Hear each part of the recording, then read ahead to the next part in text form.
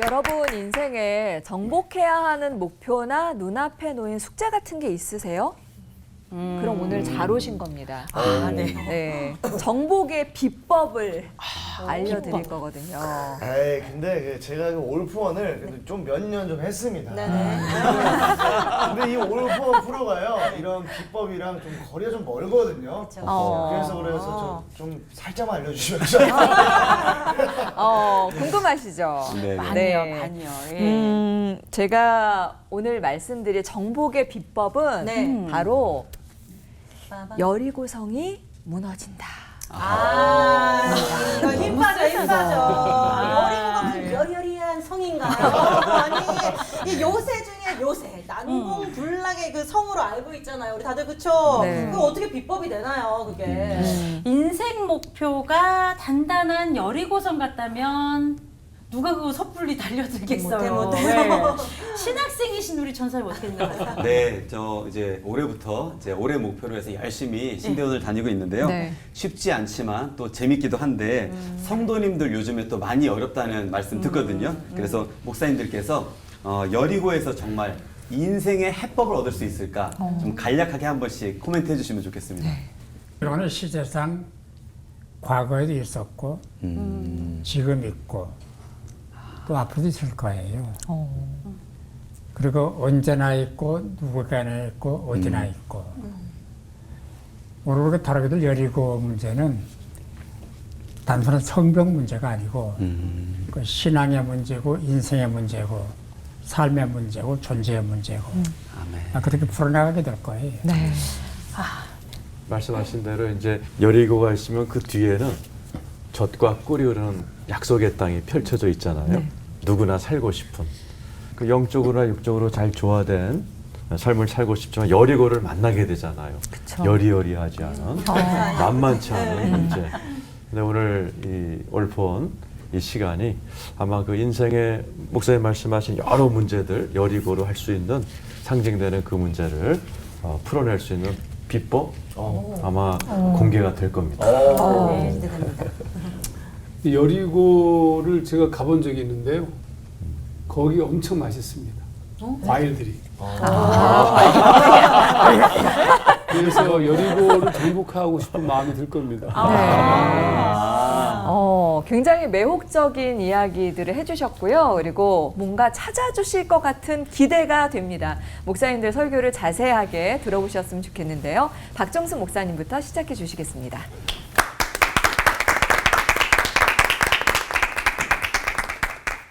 그 여리고 다녀오셨다고 그랬었는데 저도 가봤습니다. 이제 고고학자들은 1만 년 전에 생성된 도시랍니다. 세계에서 가장 오래된 도시, 사람이 모여 살던 도시라고 그렇게 얘기를 합니다. 물이 풍성해요. 오아시스가 사방에 있기 때문에 종려나무 숲이 우거져 있고 또 농사가 잘 됩니다. 과일이 풍성합니다. 근데 거기 가면 온갖 과일을 다 먹을 수 있거든요. 이제 그보다 중요한 거는 이 성곽이 석회암으로 되어 있어요. 가파르고 그 가파른 언덕 위에 4m 높이로 성을 쌓아놨습니다. 지금 4m가 별로 의미가 없지만 그때는 굉장한 성이거든요. 여리고가 가나안 땅의 관문이고 여구를 통과해야 가나안 땅에 진주를 할 수 있기 때문에 절대로 점령을 해야 됩니다. 말씀드린 대로 그 성을 점령을 하는데 하나님의 전략이 동원이 됩니다. 돌아라, 나팔을 불어라, 소리를 쳐라. 이 말씀 속에 우리가 인생의 해법을 찾을 수가 있습니다. 간단해요. 그냥 하라는 대로 하면 돼요. 왜 돌아야 합니까? 왜 창을 던지지 않습니까? 왜 소리를 쳐야 합니까? 왜 나팔을 불어야 합니까? 딴지를 걸면 안 돼요. 신앙생활이 뭡니까? 하라는 대로 하는 거예요. 기도해라, 복종해라, 순종해라, 실천해라. 그대로 하는 거예요. 그것이 모든 인생 문제를 푸는 해법입니다. 예를 들어서 여리고는 시제상 과거, 현재, 미래로 나눠지는데 과거에 무너졌습니다. 지금도 무너져 가고 있습니다.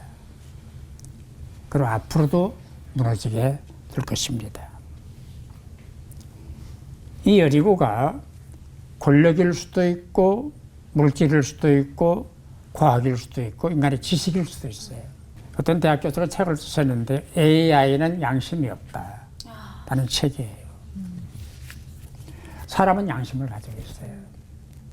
하지만 AI는 양심이 없는 거예요. 무슨 짓을 할지 몰라요. 어쩌면 인간이 만든 과학이 인간을 파멸시키게 될 것입니다. 그게 해법이 아니에요. 아직까지 우리가 무너뜨리지 못한 여리고들이 많지 않습니까? 이 자아의 여리고, 교만의 여리고, 과학의 여리고, 불신앙의 여리고, 이런 일 우리 첩첩산중처럼 쌓여 있거든요. 이 여리고를 어떻게 무너뜨리느냐? 돌아라, 외쳐라, 나팔 불어라. 아주 원시적인 방법이에요. 우리가 성경을 읽다 보면은 잘못 비현대적이고 현실적인 상황들을 직면하게 됩니다. 그럼에도 불구하고 말씀대로 순종하는 것이 믿음이에요. 말씀대로 따라가는 게 신앙생활이에요. 무엇 때문에 어째서라고 하는 토를 달기 시작하면 신앙이 성립이 되지가 않습니다. 여리고가 어떻게 무너지느냐? 하나님의 전략 때문이었습니다. 예를 들어서 언약궤 앞에 제사장들이 나가도록 해라. 그 당시 제사장들은 지도 계급이거든요. 리더십을 가진 사람들이거든요. 왜 제사장이 언약 앞에 가야 되느냐? 앞장서라. 삶의 모범을 보여라. 다시 말하면 리더라고 하는 것은 진실해야 돼요. 거짓말하면 안 돼요. 지도자가 거짓말 질질하고 자기를 숨기고 이중 플레이를 하고 이건 지도자가 아니에요. 그래서 여호수아처럼 하나님의 말씀에 절대 순종하고 또 그대로 따르고 백성은 뒤를 따르고 제사장 앞장 서고 여호수아도 그들을 따라가고 바로 이런 일련의 행동들이 긴박한 여리고를 무너뜨렸습니다. 가장 중요한 핵심은 하나님이 하셨다. 하나님이 해법이다. 아멘. 하나님이 답이다. 라고는 사실 우리가 인정하고 우리도 그렇게 해야 맞습니다. 기도하십시다. 한국 교회도 이 여리고를 무너뜨리고 가나안 땅으로 전진하게 하여 주옵소서. 개인적으로도 여리고를 점령하고 앞으로 나가게 하여 주옵소서. 이 믿음과 이 용기를 우리 모두에게 허락하여 주시옵소서.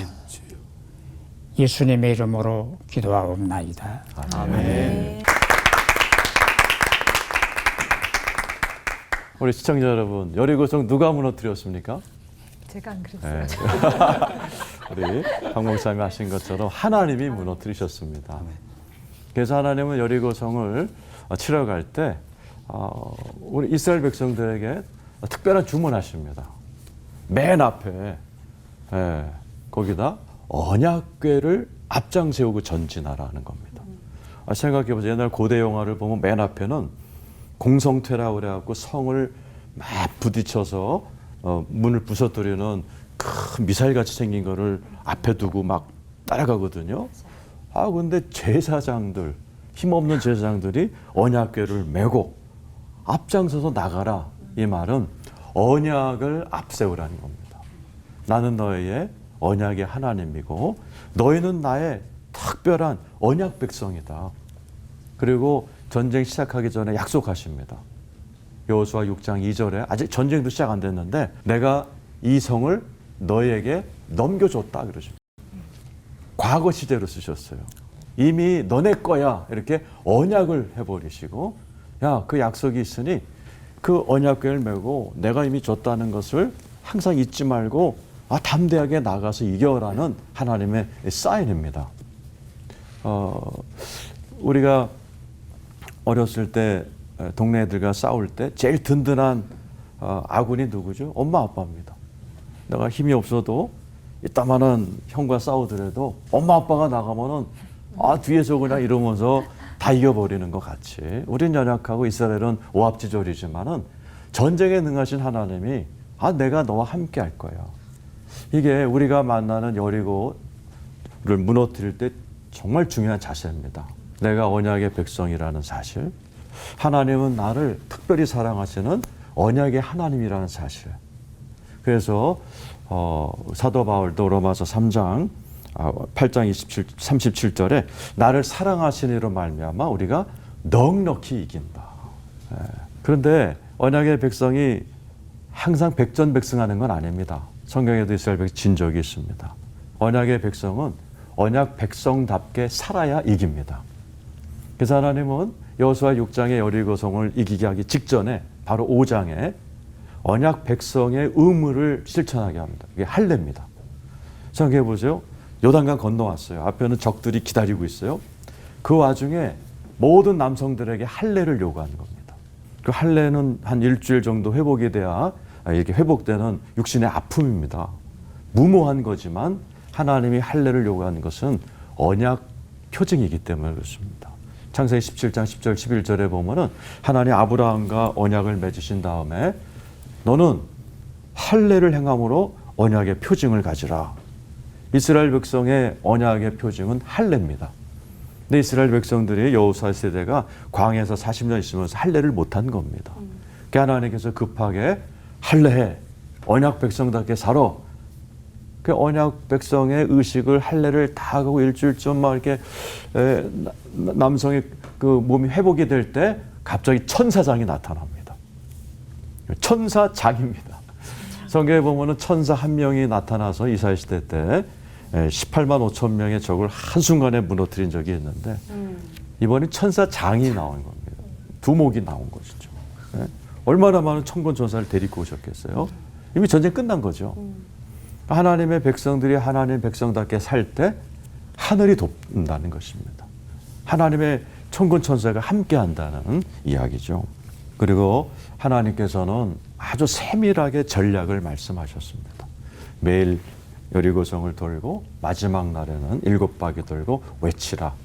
어떤 면에서 좀 웃기는 이야기 같지만 하나님의 언약의 백성들은 하나님이 시키는 대로 하면 이깁니다. 그게 아무리 우스꽝스러운 일을 할지라도 우리가 순종할 때 하나님이 함께 하시는 것이죠. 여리고성이 어떻게 무너지겠어요? 요한복음 14장 23절에 보면 너희가 나를 사랑하면 내 말을 지킬 것이고 그리하면 우리가 거처를 함께 할 것이다. 이 땅에서 주님이 시키는 대로 하면 우리가 거처를, 우리가 누구죠? 성삼위일체 온 우주를 지배하는 그 주님의 임재가 함께하면은 뭐 여리고뿐이겠어요. 이 세상의 어떤 적들도 다 무너뜨릴 수가 있죠.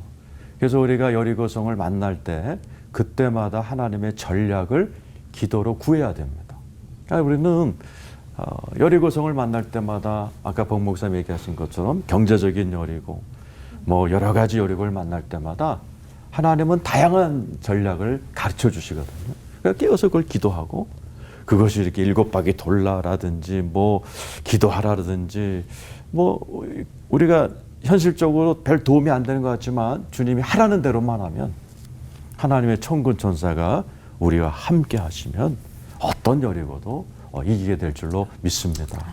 여리고 만나신 분, 우리가 하나님의 언약 백성이라는 거 아주 자신감을 가지시고 그리고 언약 백성답게 할례 행했던 것처럼 우리가 하나님의 백성답게 거룩하게 말씀 따라 살다가 여리고를 만나거들랑 주님 어떻게 해요?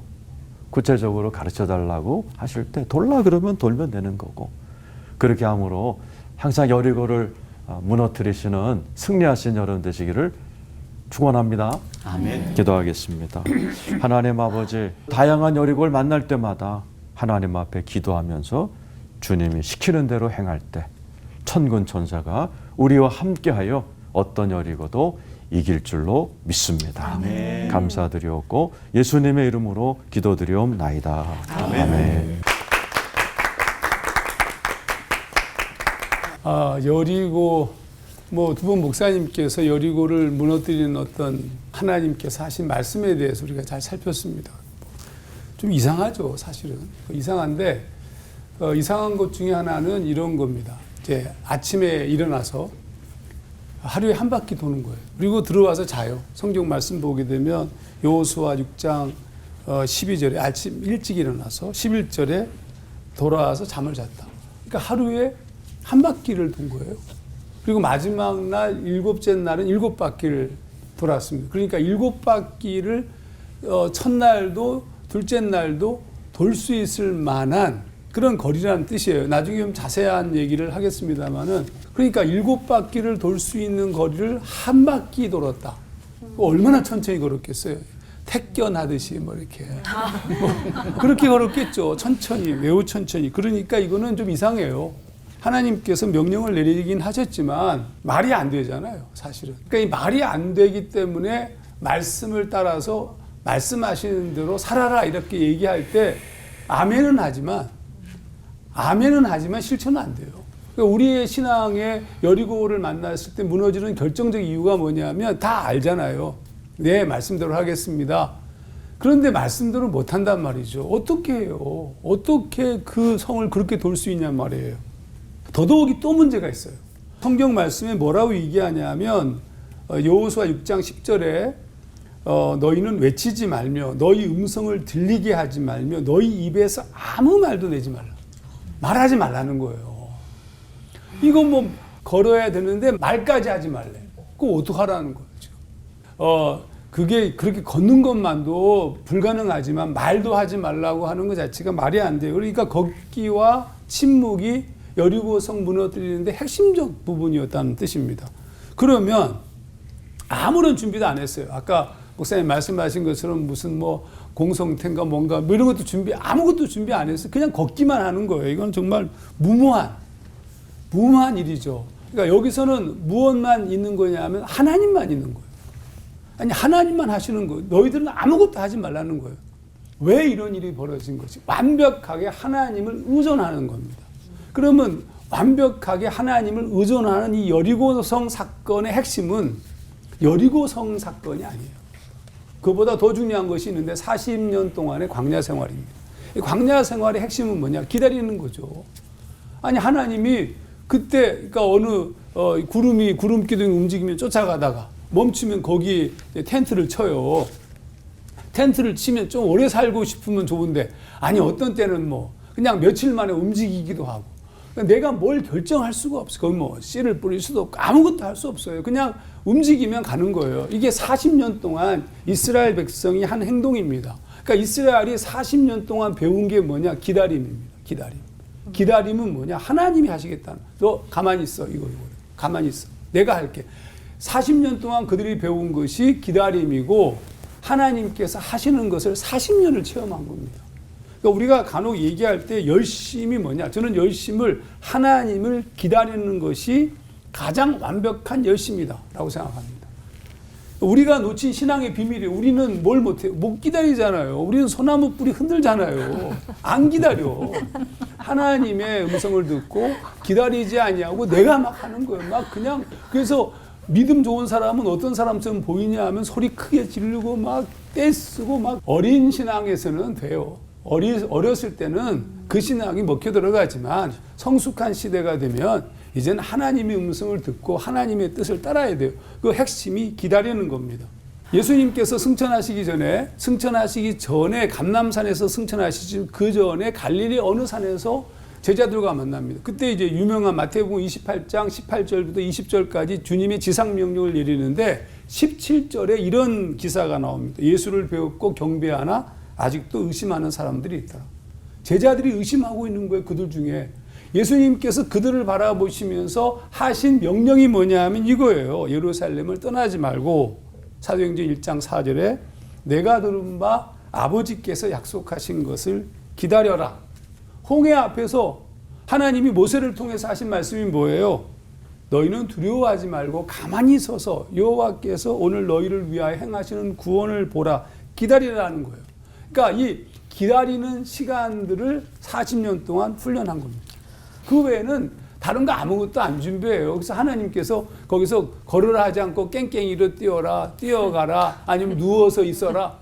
그 도는 것도 아무런 의미도 없어요. 소리에 지르는 것도 아무런 의미도 없어요. 들어 누워 있어라. 들어 누워 있어도 돼요. 누운 상태로 발꼬락을 꼬닥거려라. 그래도 여리고성은 무너진다고요. 문제는 하나님을 전적으로 신뢰하는 40년 동안의 수련이 있었다. 그러니까 여러분 여리고성이 중요한 게 아닙니다. 오늘 우리가 평상적 삶 속에서 하나님과의 관계, 하나님의 말씀을 들으면서 기다리는 연습, 그분의 음성을 청종하는 훈련이 더 중요하다는 걸 놓치지 마시고 지금 당장 만난 문제 못 해결해요. 아니 그전에 기다린 적도 없는데 어떻게 여리고성을 무너뜨려요. 이제부터 다시 광야로 나가시고 거기서 40년 훈련을 다시 시작하셔야 됩니다.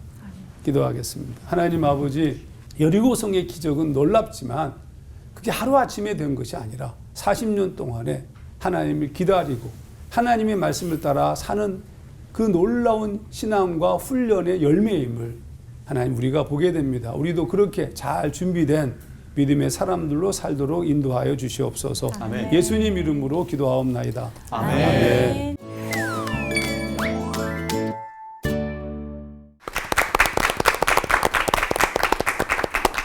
설교를 들으면서 떠오르는 찬양이 있었어요. 전쟁은 하나님께 속한 것이니 이런 가사가 있는 찬양이 있잖아요. 여리고성이 내 힘으로 무너지나 하나님의 힘이지라는 걸 목사님들이 말씀에서 확인시켜 주셨는데요. 설교를 듣고 나니까 아 그래 좀 수긍이 되면서 이런 생각이 좀 드실 것도 같아요. 아직까지 무너지지 않은 그렇지만 무너져야 할 나의 여리고는 뭐지? 각자의 여리고성은 다 다르겠지만 우리가 여리고를 정복하기 위해서 어떤 마음가짐과 또 자세를 가져야 되는가 오늘 성경 속 여리고 사건에서 힌트를 좀 얻어간다면 좋을 것 같은데요. 네. 궁금증들 좀 더 나눠볼까요? 저는 첫 번째 하정환 목사님께 질문을 좀 드릴게요.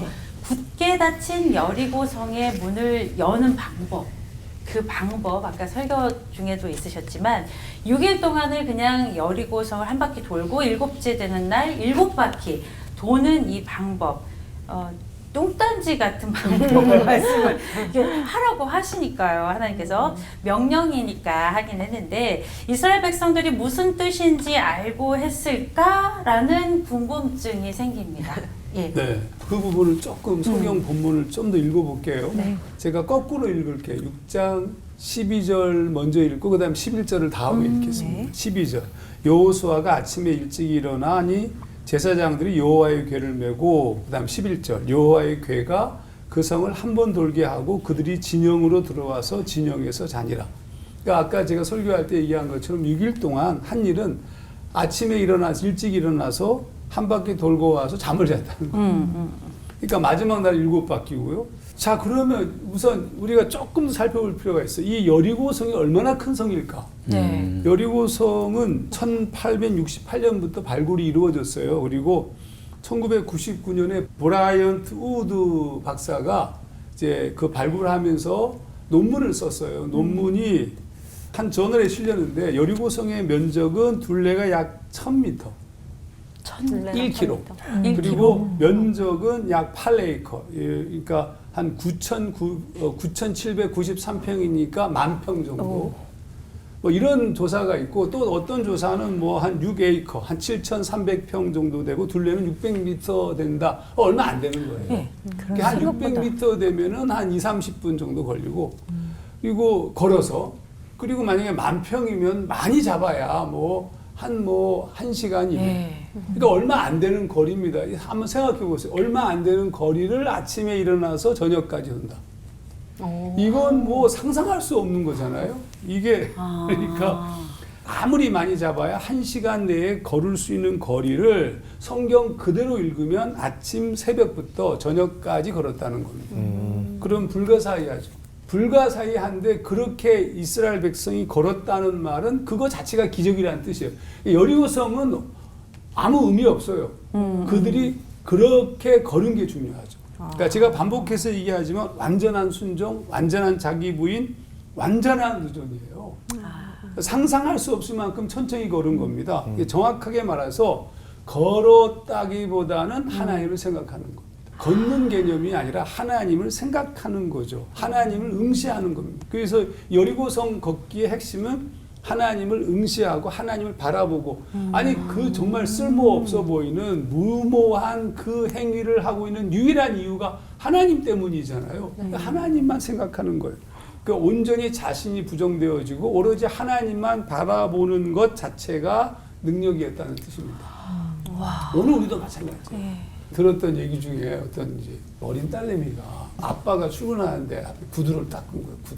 구두를 닦는데 막 이렇게 구두 약이 막 위에만 들어가네 속에 들어가 막 그래서 이제 아빠가 가려고 딱 했더니 이 딸내미가 웃으면서 방긋 웃으면서 온 얼굴 손에 전부 구두 약이 묻은 상태로 자신을 쳐다보고 있는 거죠. 끝이잖아요. 그러면 아버지가 누구 시키지도 않은 일을 했냐 뭐 이러면서 소리를 지르는 게 아니고 아버지는 모든 걸 다 하신다고. 그 딸이 얼마나 사랑스럽겠어요. 그거밖에 한 게 없어요. 하나님만 응시한 거예요. 그러니까 나머지는 다 하나님이 하시는 거예요. 오늘 우리의 문제점은 이걸 못한다는 데 있습니다. 예, 그런 부분에만 좀 집중해서 우리 신앙의 노력이 있어야 되지 않느냐 생각합니다. 그쪽을 좀 더 집중시켜 주셨으면 좋겠어서 제가 다음 질문 한번 드려봅니다. 제 인생 문제나 이런 목표들도 예배만 잘 드려가지고 정복이 된다면 그렇게 바로바로 하겠는데요. 더욱이 이제 여리고성을 걸을 때마다 하루 돌 때마다 조금씩 저 틈 보인다 약간 이러면은 더 열심을 다해서 박차를 가해서 돌겠어요. 그 다음날도 막 더 희망차게. 근데 그렇지 않았잖아요. 하나님은 왜 여리고성을 한 번에 그렇게 무너뜨렸었을지 그리고 또 침묵하다가 외쳐라 할 때 외치라고 한 건 또 어떤 의미일지 우리 목사님들께서 다 이렇게 찍어주시면 좋겠습니다. 하나님 한 방의 하나님이신데 대부분 그 한 방을 막판에 가서 하신다는 맞아요. 신학교 다닐 때 이제 등록금 절만 되면 신학교에 있는 기도실이 10,000원이죠. 하나님 앞에 막 등록금 달라 기도하면 참 신기하게도 마감 직전에 주시곤 하셨어요. 지금 와서 생각하면 끝까지 신뢰하라. 이런 것 같습니다. 이스라엘 백성들도 끝까지 7일 동안 하나님을 신뢰하는가를 하나님이 기다리신 것 같아요. 근데 성경에 보면은 오늘 여리고성은 끝까지 신뢰해서 무너졌지만은 그렇게 안 된 경우도 많거든요. 똑같은 일주일이지만은 사무엘상 13장 8절에 보면은 사울 왕이 일주일 동안 기다립니다. 사무엘이 와서 예배를 드리고 전쟁을 시작하기 위해서 일주일을 기다려도 안 오니까 이 조급한 사울 왕이 자기 손으로 그냥 예배를 드려버렸어요. 그때 사무엘이 와서 이렇게 망령되이 행하느냐. 하나님께서 당신의 왕권이 영구히 가지 못하게 할 것이고 마음의 합한 자를 대신 세울 것이다라는 그런 말을 하시죠. 그래서 사울 왕은 끝까지 신뢰하지 못했기 때문에 하나님의 그 왕권의 축복이 오래가지 못한 대상입니다. 하나님 우리에게 원하시는 것은 끝까지 뭐 인원의 증거가 아니 보이고 한 바퀴 돌 때마다 뭐 뻥뻥 터지는 증거가 없어도 끝까지 신뢰할 때 하나님의 타이밍에 한 방을 하시는 분이죠. 그러니까 하나님은 하나님이십니다. 아멘. 우리의 힘으로 할 수 없는 것을 우리가 신뢰할 때 하나님의 때 하나님의 한 방으로 우리를 자유케 하시고 역사하시는 그분을 끝까지 신뢰하는 것. 그러니까 우리가 좀 오늘 배워야 될 덕목 같습니다. 아멘. 여리고가 크질 않거든요. 그 상황에 우리가 들어가 보면 창을 던지고 칼을 휘두르는 게 훨씬 쉽지 그 성을 하루 한 바퀴 돈다는 게 어려워요. 맞아요. 얼마나 지루했겠어요. 네. 답답하고 촌스럽고 근데 말도 하지 마라.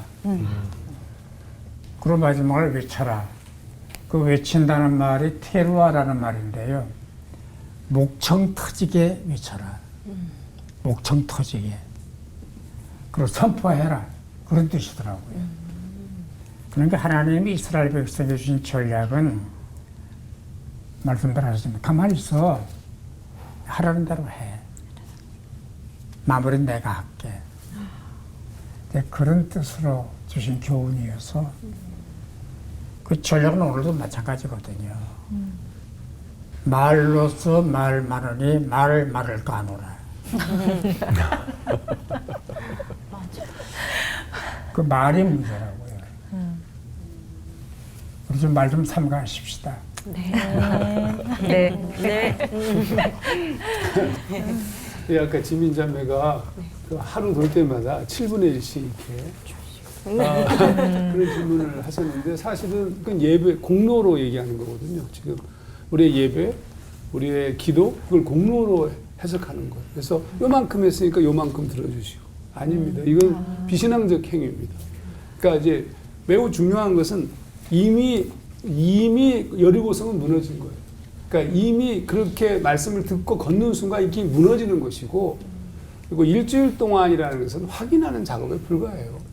하나님께서 이틀 만에라도 얘기할 수 있어요. 이틀 만에 소리 질러라. 그러니까 근데 일주일 동안은 그들이 얼마만큼 하나님을 신뢰하는지에 대한 정확한 것을 보여주는 어떤 사인입니다. 그래서 마지막 이미 여리고는 무너진 거고 그래서 마지막에 여리고가 무너지는 것을 확인했을 뿐이에요. 마치 우리가 예수 믿으면 이미 구원받았고 나중에 하나님 나라에서 확인하는 것밖에 없는 거거든요. 그러니까 지금 여리고를 너무 두려워할 건 없고 지금 우리가 어떤 삶을 살아왔는지를 두려워해야 돼요. 내가 살아왔던 삶이 하나님과 더불어 동행한 삶이었다면 지금 조금씩 안 무너져도 이미 무너진 거기 때문에 걱정할 필요 없습니다. 네. 제가 그 고고학자들의 연구 기사를 본 적이 있어요. 안 그럴 것 같지만 좀 봤습니다. 아직 다 밝혀진 게 아니지만 그 여리고성이 엄청난 높이에다가 단단한 이중성벽이라 누구도 못 무너뜨릴 위용이었다고 하는데 이게 안쪽에서 바깥쪽으로 무너졌다고 해요. 바깥에서 아니라. 네, 이게 범상치 않은 일 같은데 이거는 목사님 좀 알려주시면 감사할 것 같습니다. 네, 저도 그거 읽어봤는데 네. 그 기사 보셨어요? 네, 1952년 케네스 캠브리지라는 고고학자가 그 여리고성이 무너진 패턴 그리고 남은 부스러기 이런 걸 통해서 여리고성이 안부터 이렇게 무너졌다라는 거 그것을 이게 검증을 해냈죠. 그래서 영적인 의미로 볼 때 모든 여리고성과 같은 도시나 나라가 무너질 때 안에서부터 무너진 경우가 많았습니다. 또 역사적으로 볼 때 1204년도에 십자군 4차 전쟁 때 그 안에서 내부 분열이 굉장히 많았었습니다. 그래서 그 내부 분열 때문에 거기서 오히려 그 안에 있는 사람들이 십자군 전쟁에게 와서 그냥 통로를 열어주면 속절없이 무너져 버리는. 그래서 여리고성이나 나라나 도시나 내부 분열이 더 무섭고 내부 단속이 너무 중요하다라는 그런 영적인 의미도 있다고 생각됩니다. 네, 저는 박종순 목사님께 질문을 하나 드리겠습니다. 쉬운 걸로 해줘요. 네. 여리고성 사건에서 좀 의외인 그 부분이 있는데 정탐꾼들이 먼저 들어갔잖아요. 근데 그 정탐꾼들을 이제 숨겨준 사람이 문제입니다. 바로 이방 여인 라합이라는 거. 우리 히브리서 11장에도 믿음에 따라 행동한 그런 본보기로 라합을 언급을 하고 있는데요. 왜 하나님께서는 이 이방 여인 라합을 이 여리고를 무너뜨리는데 사용하셨을까 궁금합니다. 그 예수님 족보 가운데 등재가 됐잖아요. 근데 라합 말고 룻, 또 그다음에 다말, 다 떳떳하지 못한 여인들이에요. 그 마태가 족보를 예수님 족보를 기록을 하면서 굳이 왜 기생, 자기 시아버지 속인 며느리, 또 이방 여자 룻을 등재를 했을까? 많은 주경학자들이 얘기하죠. 이 복음의 보편성, 복음의 세계성, 그리고 유대인들이 그토록 강조하는 유태인의 혈통, 유대주의를 초월하는 예수 그리스도의 복음을 설명하기 위해서였다라고 해석을 하셔야 하는데 내 용기가 대단하잖아요. 정탐꾼을 숨겨주고 생명 건 거거든요. 마치 예수처럼 죽으면 죽으리라. 더 지혜로운 거는 정탐꾼들이 자기 집을 떠날 때 약속을 받아냅니다. 당신들이 우리 성을 반드시 점령할 줄 믿는데 나를 살려달라. 징표를 달라. 그래서 정탐꾼들이 그럼 너희 창문으로 붉은 줄을 매달아라. 그대로 해요. 붉은 줄을 매달아요. 그러니까 이스라엘 군대들이 여리고를 점령할 때 붉은 줄 있는 집은 손대지 마라. 그러니까 아마 기생 라합이 좀 뜻이 있고 지혜가 더 있었더라면 우리 집으로 와. 우리 집이면 살아. 얘기를 했을 것 같아요. 자기만 살지는 않고 전도를 했을 것 같아요. 사돈, 팔촌, 친구 다 와. 우리 집이면 안 죽어. 이게 복음이에요. 예수 그리스도 피 묻은 십자가를 믿어라. 그리고 십자가 아래 오면 구원받는다. 이 붉은 줄과 예수 그리스도의 십자가가 그 깊은 관계를 맺고 있는 십자가의 그림자예요. 피 묻은 십자가. 그러니까 이 라합의 그 사건은 단순 사건이 아니고 저 살라고 한 게 아니고 하나님의 구원과 관계가 되는 하나님의 구원을 확신하는 그런 행위였다. 그래서 위대한 여인이고 또 확신을 했잖아요. 맞아요. 그렇게 될 줄은 믿었거든요. 그러니까.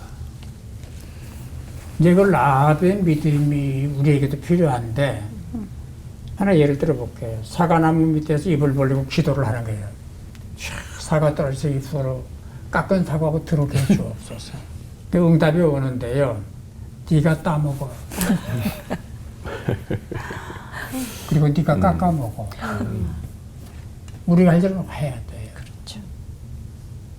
확신과 삶, 믿음과 삶, 삶과 믿음이 괴리가 되면 안 되는 거거든요. 이 라합의 신앙은 철저한 신앙이고 그 실천하는 그 십자가 신앙이었다. 그렇게 볼 수 있을 거예요. 많은 사람이 여리고와 같은 상대를 만나게 되고 아마 지금도 그 치열한 싸움이 이어지고 있을 텐데 하나님을 의지하고 그리고 믿음을 가지고 순종하는 그 태도를 지닌다면 분명히 승리할 거라는 생각이 들어요. 이번에는 실전을 위한 돌발 질문 한번 가보도록 하겠습니다. 민우님이 이렇게 막 들썩들썩 하고 계시네요. 제가 또 숨겨놨던 돌발 질문으로 가지고 네. 왔습니다. 네. 긴장하신 것 같은데. 네. 선생님께서 자 바로 한번 드려보도록 하겠습니다. 바로바로 답해 주셔야 돼요. 자, 하나님께서 이스라엘 백성들에게 여리고성 주변을 나팔 불면서 7날을 돌라고 했던 것 같은 이런 어이없고 와닿지 않는 명령을 목사님들에게도 주신 적이 있다 없다. 하나, 둘, 둘, 셋. 있다. 있다. 오, 전부 다 있다. 어. 어떤 명령이었고 어떤 행동인지 간단하게만 좀 말씀해 주시면 좋을 것 같습니다. 저희 옛날에 큰 교회에서 목회를 했거든요. 네. 지금 뭐 120, 30년 된 교회인데요. 근데 서울로 가래요. 서울 좋잖아요. 지방에서 목회할 때인데. 근데 서울 교회가 한 100명 모이는 교회예요. 건물도 없고 꼼꼼한 지하에서 예배드리고 또 싸움이 나가지고 뭐 고발하고 고소하고 그런 교회로 가래요. 기도하면 자꾸 가래는 거예요. 그래서 왔는데 죽도록 고생했어요. 진짜 고생 많이 했어요. 마음 고생, 경제적인 고생,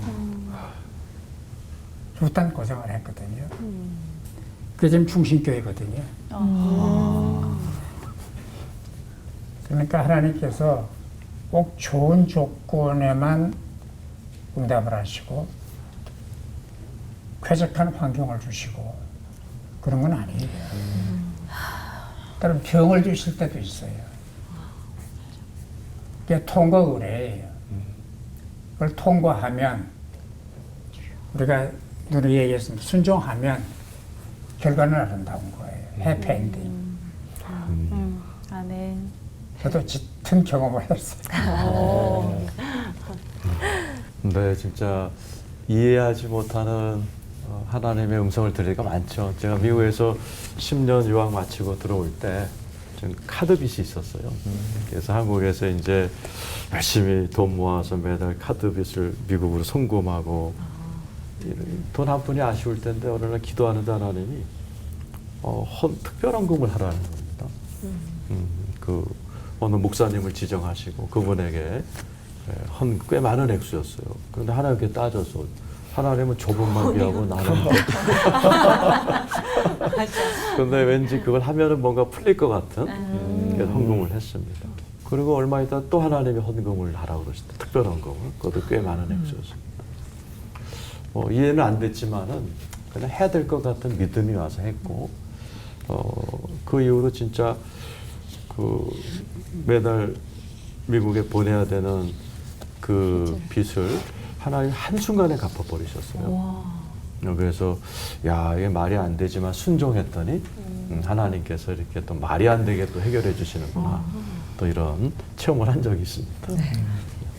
저는 1992년도가 제가 34살이었는데 미국의 시카고에서 공부할 때였어요. 근데 새벽에 교회에서 기도하는데 갑자기 하나님이 제 마음속에 그 어떤 감동을 주시는데 어떤 감동이냐면 조국에 잃어버린 청년들을 회복하라. 34살일 뿐만 아니라 그때 제가 뭐 시원찮은 상황인데 근데 하나님이 주신 비전들은 이렇게 사라지지가 않거든요. 근데 내 안에 있었어요. 그리고 이제 공부를 마치고 한국에 돌아와서 1999년도에 교회를 개척했는데 청년들 몇 명 데리고 교회를 개척했으니까 가난하게 이럴 데 없잖아요. 지하 2층이었어요. 지하 2층 습합니다. 근데 어느 날 지하 2층에 있긴 내려갔더니 냄새가 막 4층 건물에 우리가 지하 2층인데 거기에 그 펌프 오수 펌프가 고장이 나는 바람에 똥물이 밑으로 내려와서 우리 사무실 밑바닥에 1.5cm 두께로 쫙 깔리는 거예요. 황금길이죠. 그러니까. 근데 이제 벽에는 무슨 말이 붙어 있냐면 현수막이 우리는 세상을 바꾸는 꿈을 꿉니다. 아, 너무 웃기잖아요. 지금 이게 말도 안 돼. 여리고 성이에요. 그해 1999년 12월 26일 날 또 제가 피를 토하고 쓰러졌어요. 그러면 이게 지금 조국에 잃어버린 건 둘째치고 우선 하정한 먼저 그래야 되는 거 아니에요. 근데 이상한 일이 하나 있는데 제 안에 있었던 그 비전과 그 사명과 꿈이 전혀 사그러지지 않는 거죠. 그게 이제 제 인생 전체를 지배해온 길이었고 아직도 걸어가고 있고 구체적인 어떤 계획들을 수립하고 지금 이제 한국교회에다가도 소개할 계획을 갖고 있는 결국 여리고성이라는 것은 진짜 무너지기 힘든 성이에요, 실제로. 근데 그 사실을 우리가 인식하면서 그러나 하나님께서 이길 수 있는 놀라운 방법들을 제시한다는 거 놓치지 않고 끝까지 걸어가면 좀 중요한 것 같습니다. 네. 우리 그런 말 하잖아요. 원하는 뭐 집이나 뭐 원하는 거 있으면 여리고성 돌듯이 가서 좀 돌고 기도해 이런 얘기를 하는데 그런 얘기를 하는데 근데 오늘 드는 생각은 정말 하나님께서 하시는 일에 입을 닫고 귀를 열 때 하나님께서 일하시는구나라는 감동을 좀 하게 됐고요. 전쟁은 하나님이 하시겠지만 우리가 또 해야 될 몫은 해야 되는구나라는 깨달음도 있습니다. 맞습니다. 아까 돌발 질문을 들으면서 더 막 궁금해졌어요. 네. 우리 목사님들의 스토리가. 네. 목사님들 여리고성을 그렇게 무너뜨리신 이야기 더 듣고 싶은데요. 굳센 믿음만 있으면 저희들도 할 수 있을지 살짝 겁나는 부분은 아직도 그런 부분들이 있는데 그 승리의 비하인드 스토리를 조금 더 들려주시면 저희도 힘을 내어서 한 바퀴 더 돌 수 있을 것 같습니다. 네. 저는 생각을 좀 해봤어요. 내 여리고는 뭘까? 네.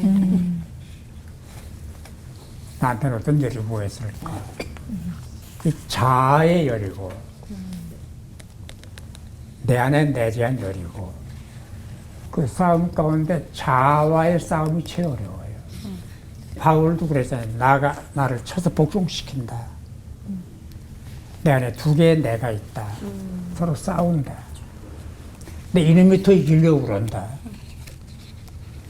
근데 안에 나와의 싸워야 하는 자아 여리고가 있는 것 같고, 자, 여리고.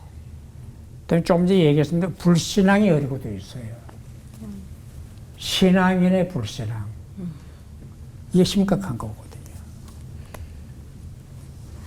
아예 이 사람들은 안 믿는 사람들은 이 사람들은 못 믿어요. 주여 믿으시오냐면서 될까? 어렵지. 아니, 불신앙의 여리고가 내 안에 내잡고 있다고 보고 또 나는 무사한 일이 여리고예요. 좀 편하고 싶어요. 그건 나뿐만이 현대인들이 다 그런 거예요. 좀 편하고 신앙생활도 편히 하고 싶고 옛날에 뭐 금식하고 철야하고 다 없어졌잖아요. 지금 철야 기도하는 게 거의 없어요. 저런 예배도 없어져 버렸어요. 오후 예배, 뭐 2시, 3시 가보면 졸고 앉아있고 할머니, 할아버지만 앉아있고 젊은이들은 다 가버리고 그래서 이 내 안에 내재된 여리고를 이기는 게 급하다. 나와의 싸워서 이겨야 된다. 내 여리고가 더 무섭다. 진짜. 결혼 초기에 참 저희 부부가 많이 싸웠습니다. 저희 집사람도 혈기가 있고 저도 성격적으로 그렇고 그래서 뭐 이혼 생각할 정도로 굉장히 힘들었어요. 그래서 맨정신으로 집에 못 들어갔습니다. 퇴근하고 집 앞에 가면은 오늘 말씀을 생각하면서 여리고 들듯이 아파트를 계속 돌았어요. 한 아파트 무너질 뻔했네요. 수없이. 그래서 하나님 정말 내 힘으로는 안 됩니다. 오늘 들어가서 또 부딪히지 않게 해달라고. 그러면서 또 이걸 어떻게 해야 됩니까? 그때 2가지 말씀 주셨어요. 하나는 이것은 사람으로는 할 수 없대. 하나님은 하실 수 있다. 맞아요. 이 말씀과 이런 여는 기도회에는 나가지 않는다. 그래서 저희 집사람과 제가 기도회는 안 나간다는 말을 붙들고 같이 합심 기도하면서 그러면서 아파트를 계속 몇 년을 돌았어요. 근데 진짜 어느 날 진짜 하나님의 큰 은혜로 지금은 너무 행복하죠. 지금은 너무 다 우리 크셨군요. 교인들이 다 부러워하는 그런 인고 부부처럼 살지만은 그때 심각했어요. 한번 돌아보세요. 네. 말씀드린 것처럼 똥물도 만나고 또 위암 수술을 하면서 깨닫게 된 것이 뭐냐면 하나님께서 말씀하시는 것은 그런 방법이 아니라는 걸 알게 됐어요. 그래서 그때부터 제가 바뀐 게 제가 몸에 힘을 빼는 훈련이에요. 그래서 한참 뭐 이것저것 막 직책도 맡고 뭐도 하던 것들을 전부 내려놓은, 사실 지금은 올포원 방송 외에는 아무것도 안 해요. 아무것도 안 하고 말씀과 기도와 책을 쓰고 뭐 준비한 이 작업만 한단 말이죠. 뭐냐면 하나님께서 쓰시는 것은 다른 거라는 깨달았어요. 이게. 그러니까 내가 여리고를 돌 때 아무것도 안 한 것처럼 오로지 하나님만 바라보는 수련을 하는 게 중요하다. 그래서 저는 저희 우리 후배 목사님들 보고도 야, 뭐 하지 마라. 뭐 이거 무슨 뭐 어디 뭐 이사 맡으라 하지 마라. 그런 거 하지 말고 말씀과 기도와 하나님과 깊은 교제를 하는데 시간이 소홀히 된다면 하지 마라. 그건 너 잘못하고 있는 것이다. 저는 완전히 뭐 할 일이 없어요. 그게 제가 깬 여리고입니다. 하나님이 그 다음은 어떻게 하실 것인가. 뭐 안 하시더라도. 맞아요. 그래서 지금 행복하게 살고 있습니다. 예수님께서 이렇게 약속하셨던 게 또 생각납니다. 나를 믿는 자는 나의 하는 일을 저도 할 것이요 또한 이보다 큰 것도 하리니, 이 말씀이 또 오늘 위안이 됩니다. 약속받은 사람들인 만큼 믿음으로 나가기를 원하고요. 오늘 끝인사 여리고를 무너뜨릴 기세로 힘차게 외치면서 마치도록 하죠. 네. 그런 기세로요. 네. 알겠습니다. 하나님이 싸우시면 인생 승리하는 은혜로 하나되는 시간 올보 와!